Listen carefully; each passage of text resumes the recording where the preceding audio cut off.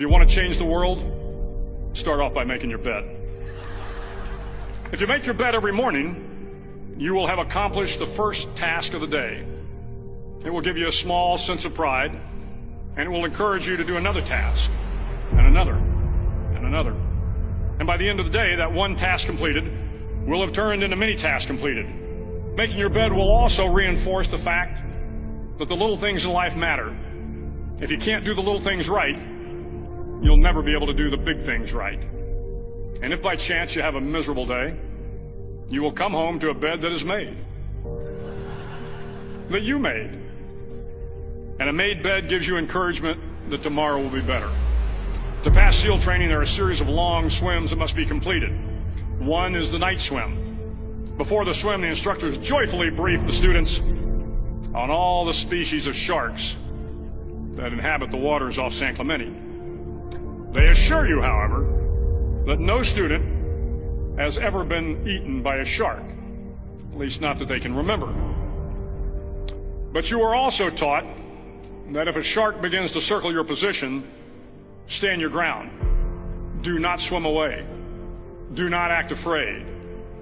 And if the shark, hungry for a midnight snack, darts towards you, then summons up all your strength and punch him in the snout, and he will turn and swim away. There are a lot of sharks in the world. If you hope to complete the swim, you will have to deal with them. So if you want to change the world, don't back down from the sharks. Over a few weeks of difficult training, my SEAL class, which started with 150 men, was down to just 42. There were now 6 boat crews of 7 men each. I was in the boat with the tall guys, but the best boat crew we had was made up of the little guys, the Munchkin crew, we called them. No one was over 5'5". The Munchkin boat crew had 1 American Indian, 1 African American, 1 Polish American, 1 Greek American, 1 Italian American, and 2 tough kids from the Midwest. They out-paddled, outran, and outswam all the other boat crews.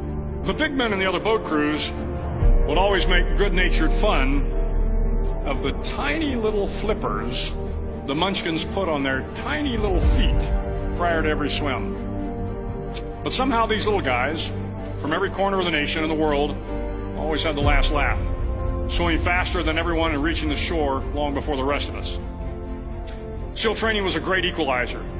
Nothing mattered but your will to succeed, not your color, not your ethnic background, not your education, not your social status. If you want to change the world, measure a person by the size of their heart, not by the size of their flippers. The 9th week of training is referred to as Hell Week. It is 6 days of no sleep, constant physical and mental harassment, and 1 special day at the Mud Flats. The Mud Flats are an area between San Diego and Tijuana where the water runs off and creates the Tijuana Sloughs, a swampy patch of terrain where the mud will engulf you. It is on Wednesday of Hell Week that you paddle down to the Mud Flats and spend the next 15 hours trying to survive the freezing cold, the howling wind, and the incessant pressure to quit from the instructors. As the sun began to set that Wednesday evening, my training class, having committed some egregious infraction to rules, was ordered into the mud.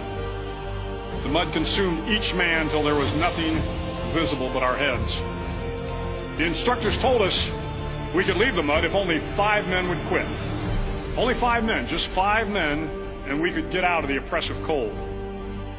Looking around the mud flat, it was apparent that some students were about to give up. It was still over 8 hours till the sun came up. 8 more hours of bone-chilling cold. The chattering teeth and the shivering moans of the trainees were so loud, it was hard to hear anything. And then one voice began to echo through the night. One voice raised in song. The song was terribly out of tune, but sung with great enthusiasm. One voice became 2, and 2 became 3, and before long, everyone in the class was singing.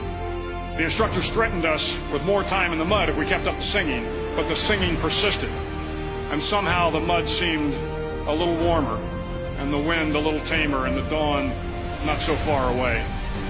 If I have learned anything in my time traveling the world, it is the power of hope.